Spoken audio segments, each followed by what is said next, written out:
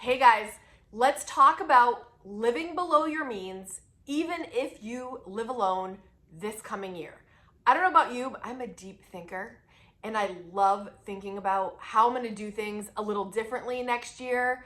I love a fresh start and it's almost here. So let's talk about how we can accomplish this and start the new year off on a good note. If you've been with me on my channel for a while, you know we talk about frugal living, budgeting, and saving money. If you're new around here, hey, welcome. We love talking about spending less than we earn. In other words, living below our means. And that, to me, is one of the big keys of frugal living. We're spending less than we earn, and we take this amount, try to make it as big as possible, but whatever this is, and you save it, you invest it, you do your thing with that money, but never spend more than you earn, and don't spend the same either. You want to go below. How low can you go so you can have money for the things that you really want to spend it on? The number one umbrella thought, the giant umbrella thought, is I want to buy my freedom next year instead of stuff. No matter how you slice and dice it, less stuff equals more freedom. I'm going to tell you exactly why. When you buy stuff, first of all, you've got to find a place for it. Where are you going to put it, right? So there's some thought, maybe some energy, maybe some clearing spaces to put the item. Next, you have to maintain that item. Do you have to clean it? Do you have to have some upkeep with it? Are there batteries included? Do repairs happen? Like there's maintenance of certain things that you have to put the energy towards. The things cost money, right? And buying and accumulating stuff can really run your wallet right into the ground. So that's another thing to think about. And if you ever move, that stuff has to be moved. You got to move it. Or when you get new stuff, you got to move the old stuff to make room for the new stuff. You can see how this can snowball and how sometimes stuff can become more of a problem than an asset. You know what I'm saying? So I want to buy my freedom. I don't want to spend all my money on stuff. In this coming year, guys, I did a 12-week declutter this current year. And it was one of the best decisions of my life. I read the book, The 12-Week Year. Some of you read it with me. Some of us embarked on this journey together. And I decluttered my entire house in 12 weeks. And I'm telling you, it was an eye-opener, to say the least. Now, I think that when people think about decluttering, de-owning, they're thinking, oh, you must be a minimalist. Now listen. You don't have to be a full-on labeled minimalist to do minimalist things. Just like you don't have to be a vegetarian to have a meal that doesn't have meat in it tonight. You don't have to be a label of anything, but you can do and learn things from people that do things that work. The less stuff you choose to buy, the more time, energy, and money you will have. And that thought to me is exciting. But we do need to buy some things sometimes, right? So here are some things I'm going to keep in mind when I'm purchasing things this year that might help me stay living below my means. Again, this is just me living. I don't have another adult bringing in money and income with me. This is me. So this is what I'm going to do to spend wisely. Number one is buy nice or buy twice. And we don't want to buy twice. We want to buy nice. Here's an example for me. I have bought crummy headphones most of my life because I didn't want to put the money in. I'm like, I can hear with whatever, right? But my son, I gifted him some Beats for Christmas. Oh, let me get mine for you. Hold on. Okay, I'm back. I bought Kaden some Beats headphones and he uses them all the time. And I think they have been a quality, amazing purchase. They cost a little bit more than I would think I would spend on headphones, but we're getting a lot of use out of them and they are great. So much, in fact, that I was borrowing them. I was borrowing my 11-year-old's headphones. I'm like, hey, I gotta mow the lawn. Can I borrow that? Hey, I'm gonna go for a walk. Can I borrow those? Like, I was borrowing them. So they're probably like on Amazon. They're probably like normally priced, I think around like $130. And I was like, I put them on my Christmas list. But then they took a real price dive. Like for me anyway, they were like $80 or $90. And I was like, oh, it's time. So I got my own pair and they are awesome. And I just think they're totally worth the money. Instead of buying some cruddy headphones that don't even work, you're trying to like put the wire in differently, like, you know, it's like scratchy. What a nightmare, right? Just buy nice. Buy the nice ones once, and then you don't have to buy them again, and you enjoy them, their quality. This is just one example. Buy nice or buy twice. People that don't want to spend a ton of money on useless things will buy quality the first time so we don't have to keep buying it over and over again. Total money saver and just a wise decision all around. The next thing to keep in mind is to go through your current inventory of everything that you have instead of buying more. Like, look at your clothing. Can you accessorize things a little bit differently? Do you have actually clothes that you have forgotten about? Do you have clothes in the back of your closet? Do you have clothes tucked in drawers that you just haven't even remembered to look through? Do you have things that you have shoved in a closet? Old pairs of sheets, blankets, towels that you never use? Look through your inventory and see what you can promote this coming month. What can you promote to a status of being used or loved or just in motion, opposed to it just being stuffed somewhere? And if you aren't using that stuff, for the love of decluttering, get rid of it. Donate it, get rid of it. I'm really gonna be mindful of this because after this big declutter, and I realized how much stuff, how much inventory I had in the house, I was like, I can do better. I know I can. And using what you already have will save you tons of money instead of going always looking for like, what don't I have? And not being content. Look through everything you have and see what can you utilize? What can you promote to being in use that you've forgotten about? It'll really help. And the last point of this umbrella is to decide this coming year what matters to you and keep that and minimize the rest. If you're a gal that's really into fashion and you love accessorizing and you love clothes and you love shoes, don't put that as your first thing you need to get rid of or cut back on. Look at the rest of the picture. If that's important to you, keep that.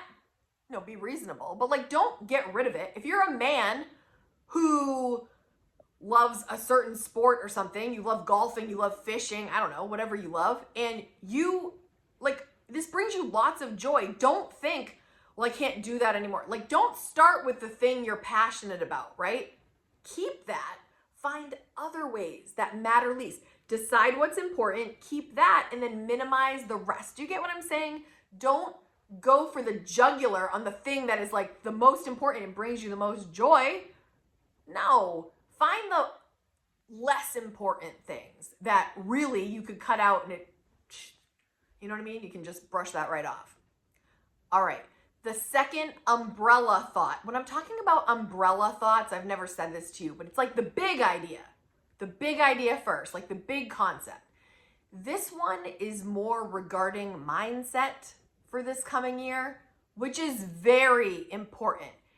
The tips that I give you on how to save money at the grocery store or within your house, those are all very important. They are, and they're more practical. These are more big umbrella thoughts that will help in your journey this coming year, okay? If you want to live below your means, even if you live alone, think about these thoughts. All right, the first one is, instead of thinking of things as right, wrong, good, bad, when you're thinking about your goals for this year, Try thinking of it as, are you in alignment with said goals, or are you out of alignment with what you said is important to you? Okay. For example, you want to save money. You're like, I'm going to save, let's say $1,000 a month, but you go through the drive-through every day, you binge online shopping, you gamble. What did you say you want to do every month? Did you want to save $1,000? Is that going to get you there? Are these actions in alignment with what you said? No. Just like if you want to lose weight, right? You're like, I want to lose 10 pounds. And you never exercise and you eat junk food around the clock. I'm saying, is this in alignment with what you said your goal is? Is not exercising and eating badly going to get you where you need to go? No. Back to the money example. If you are saying that saving is important to you and budgeting is important to you and investing is important to you, and you're just blowing your money constantly on unimportant things that get you nowhere, are you in alignment with the statement that you want to save? No. So I think this is very applicable to just many things in life this year that I'm going to say. If I say I want to be well rested and I'm not getting enough sleep and I'm burning the candle at both ends and I'm working way too much, am I really in alignment with what I'm saying is important to me? No. So let's think about this year, right? When we're talking about alignment, right? Alignment is a position of agreement or alliance. You know, like when you form an alliance on like Survivor or Big Brother or anywhere. When you form an alliance, will you form an alliance with me? That is joining or associating with. And I don't know about you, but I want to form an alliance with myself. Like, I don't want to betray myself. If I'm saying these things are important and I mean it, I want to align myself with the actions that support what is coming out of my mouth. So that is something that I'm really going to be thinking about. Big umbrella thought, but that's one of the key parts of it. The second one that I've heard from Mel Robbins for years, but I think about it quite often, is the thought that no one's coming. Right? If you've heard her before, Mel Robbins is an amazing author and motivational speaker, but nobody's coming. So when you can get that around your head that we're not waiting on anybody. If you're a single person right now, or even if you're in a relationship, it is not their job to make you happy. It's not their job to make your decisions. It's not their job to run your life. It's your job. Nobody's coming to rescue you. Okay? Like, you don't need that anyway. I have total faith in you that you can do this. And if you're hearing that thought for the first time, it feels rough. Like, oh, great. No one's coming. You grow up with like these like fairy tales and you're thinking like, oh, someone's coming. No one's coming. And once you get comfortable with that fact, you're your own like knight in shining armor. It's you. It's you. You're your own hero. Don't be waiting on somebody to just step in, pay your bills, make you happy. Like, no one's coming. If someone does come later, it'll be a beautiful extra blessing, right? But don't be waiting on that. Nobody's waiting for anybody. You do it. You do it, right? I just do it. I'm just doing it. And no one's coming. And that's great because we don't need that. You can do it. And the third sub-thought of the big umbrella thought, when you are thinking too much, hi, me, overthinker, party of one, okay. Yes, I overthink, I ruminate like to a crazy degree, right? I think way too much. The way to stop overthinking and kind of like overwhelming yourself with like what to do next is to get up and do something. Do it now. Like there'll be times where I'm like, I really need to start exercising. When am I gonna find time to exercise? And I'm thinking about it and I'm planning and the best thing to do is grab my headphones and start walking. Like move now. If I'm thinking about videos, I'm like, I really want to do this one. Like, start making a script. Don't just let it stick in your head. Like, get up, go to the computer, start typing. If you've been really wanting to read a book that you've just been putting off, grab the book, go to the library, get the book, start reading. It takes the pressure off as soon as you begin. If you're a person that's been worrying about money and you're like, I really should start a budget, go grab a piece of paper right now. Go to your computer right now, open a spreadsheet. Like, whatever it takes, get one now. I mean, like now, like while you're watching this, like hit pause, go grab a piece of paper, grab a notebook, grab your headset. What do you need to get started? Like, do it now. Don't wait. You get what I'm saying, right? Don't let it keep festering in your thoughts and not taking action, because you're starting to think like, I really should. Well, just do it. Just do it. I know that's so hard, but in this coming year, get up and do it. Start now. It'll take the pressure off immediately. Then it's not like you haven't done anything. You've at least taken a step. You've at least spent a little time. It's a game changer. Do it. Move. Go now. Do it now. Do something now. Not later. Don't ruminate. Don't think too hard. Just start. Pressure will come right off those shoulders. Here's the quick summary of what we just talked about. Buy your freedom instead of stuff. Ways we can kind of work on this: buy nice or buy twice. Go through your inventory, use up what you've got, promote what needs to be brought to the forefront, use it, and decide what matters. Focus on that and work around it. Spend less on the things that don't matter. Next thought, take control of your year. I don't know if I said that earlier. Take control of your year. And that is by being in alignment or out of alignment with what you say is important to you. Are you in or are you out? If you're out, fix it. Get back in, right? Make a new decision. It's not necessarily good or bad. It's what is in alignment or what is not. Nobody's coming. You are. You. It's all about you. Make it happen. You've got this. And lastly, do something now.